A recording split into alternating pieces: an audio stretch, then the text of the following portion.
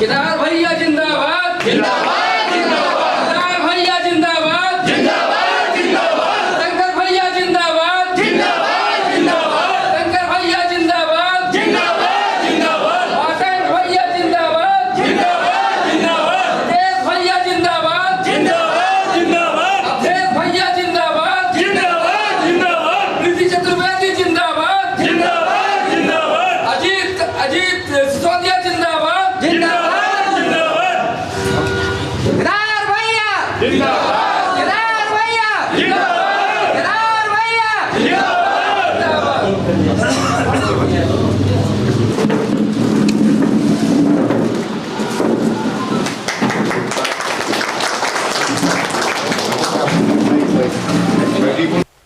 नमस्कार, मैं हूं सचिन मिश्रा। आप देख रहे हैं न्यूज एमपी। आपका स्वागत है न्यूज एमपी में। आज जनपद पंचायत सीधी के अध्यक्ष के विजय श्री के बाद नगर परिषद मझौली की जो विजयश्री हुई है वो कहीं न कहीं ऐतिहासिक विजयश्री रही है और उसके कई किस्से भी हैं।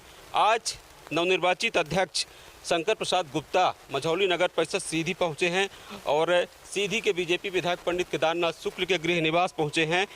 आज उनसे सीधे रूबरू होते हैं कि इस पूरी विजय को लेकर क्या कारण रहे हैं और कौन कौन सी बातें रही। बहुत सारे रोचक तथ्य सीधे रूबरू होते हैं और आप अवगत कराते हैं आपको सीधे शंकर गुप्ता से।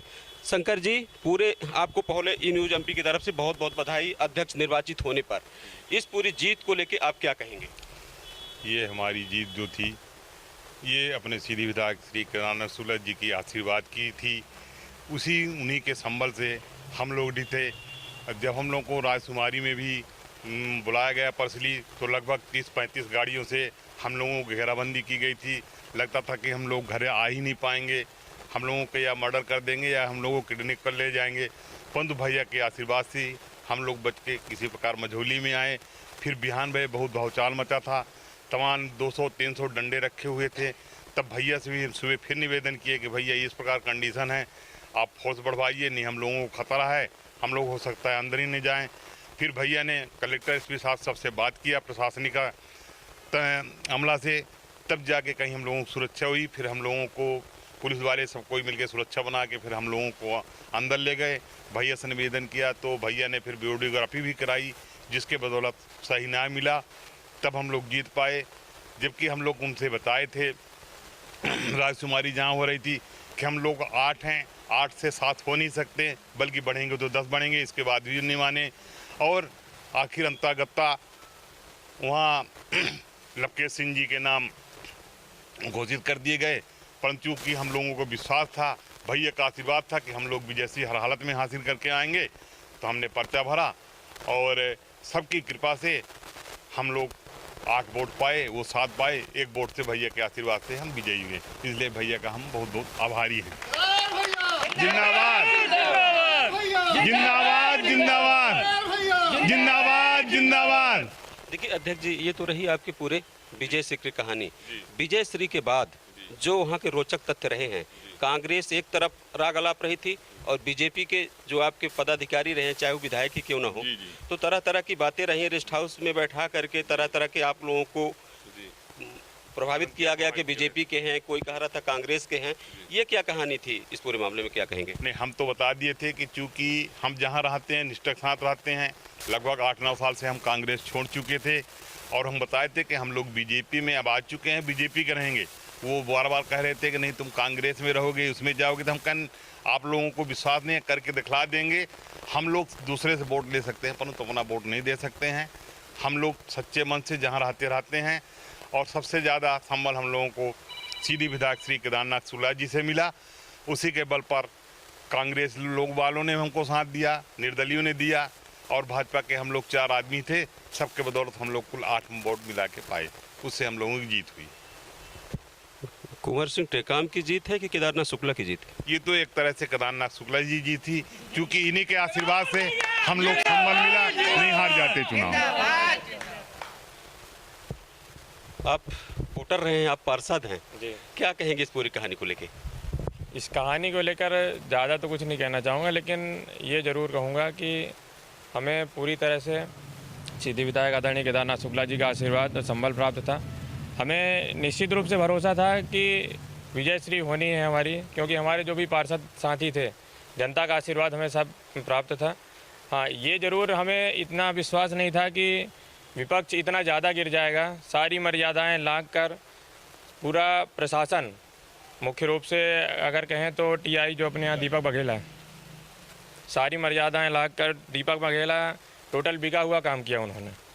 इतनी सारी घटनाएं हुई, एक घटना नहीं, 3-3, 4-4 घटनाएं हुई लगातार, लेकिन ना तो एक भी इंसान के ऊपर कार्रवाई की गई और लगातार हम लोगों के ऊपर ही दबाव बनाया गया।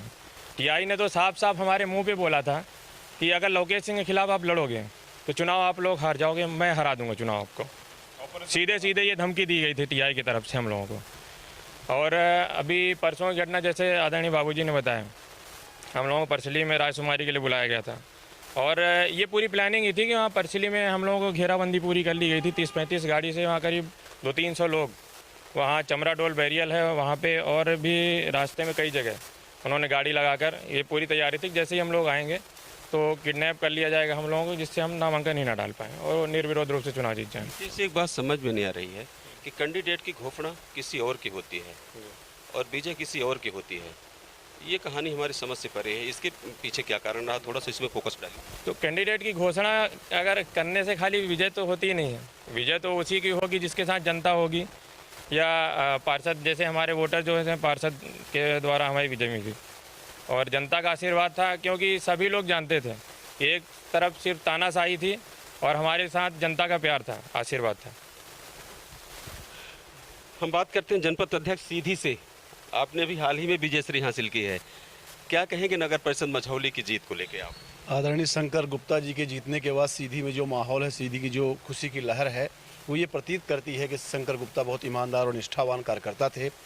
पार्टी को उनको अधिकृत करना था, पार्टी किस कारण नहीं कि ये पार्टी जाने, लेकिन जिसके ऊपर आदरणीय केदार भैया की छत्र छाया रहती है, जिनकी कृपा रहती है, वो इसी तरह अध्यक्ष बनते हैं। ये मझौली का असली चेहरा है, पर्दे से पीछे ही कहूँ, लेकिन कहीं न कहीं घर से सदस्य पार्षद निर्वाचित हुए थे और काफ़ी भयभीत था। ये इस चेहरे का घर भी लगभग करीब 250 की संख्या में घेरा गया और पुलिस बल शून्य था। कहीं न कहीं कानून अंधा था, कानून सोया हुआ था। क्या कहेंगे मार्तंड जी इस पूरे मामले को लेके? मैं सबसे पहले तो अपने आदर्श, हमारे जो सीधी जिले के युवाओं की हमारी प्रेरणा है पंडित केदारनाथ शुक्ला जी, हम उनके चरणों में नमन करते हैं। हमारी इज्जत को जिस प्रकार से उन्होंने बचाने का काम किया है, यह हमारे लिए पूरे जीवन में यह अविस्मरणीय पल है, हमें अविस्मरणीय रहेगा। जिस प्रकार से भारतीय जनता पार्टी के द्वारा हमें प्रताड़ित किया गया, हमारे घर को घेरा गया, हमें लगातार निशाना बनाने का प्रयास किया गया, लेकिन पंडित केदारनाथ शुक्ल जी का आशीर्वाद था और उनके आशीर्वाद का परिणाम था कि हमारा कभी साहस नहीं टूटा। उन्होंने एक ही शब्द कहा था, कभी साहस को टूटने नहीं देना, जीत तुम्हारी होगी। हम उसी उनके आशीर्वाद पर अड़े रहे और इसीलिए आज यहाँ तक हम जो मंजिल हमें प्राप्त हुई है।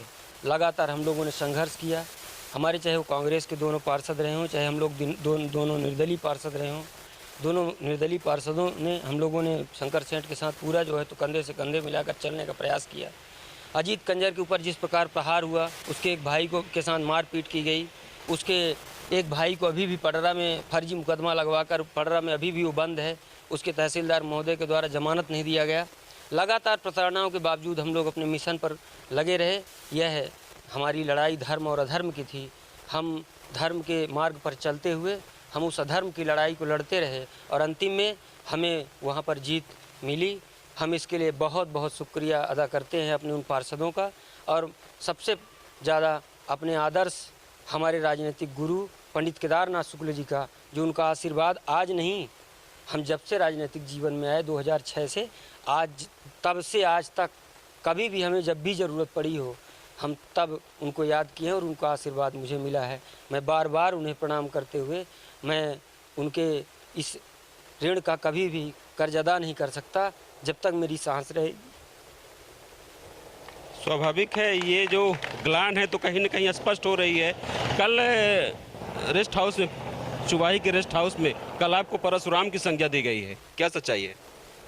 ये हमारे वहाँ पर संगठन के प्रभारी माननीय राजेश पांडे जी थे, उन्होंने हमको फ़ोन करके बुलाया और उनके द्वारा ये कहा गया कि आप संगठन के पुराने कार्यकर्ता हो।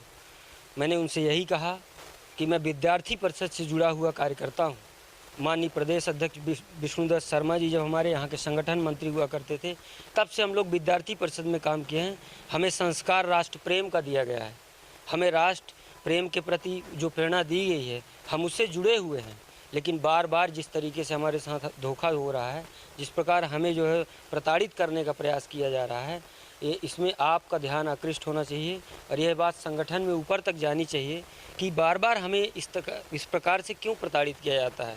इस बात को आप पूछे तो तब उन्होंने कहा कि नहीं, आपने यह साबित किया है और उन्होंने ऐसी कुछ संज्ञा दी। माननीय प्रदेश मंत्री राजेश पांडे जी ने, यह उनका व्यक्तिगत विचार था, हम इस पर क्या कह सकते हैं। हम तो सिर्फ अपने माननीय सीधी विधायक के शिष्य हैं, हमें बस यही संज्ञा चाहिए।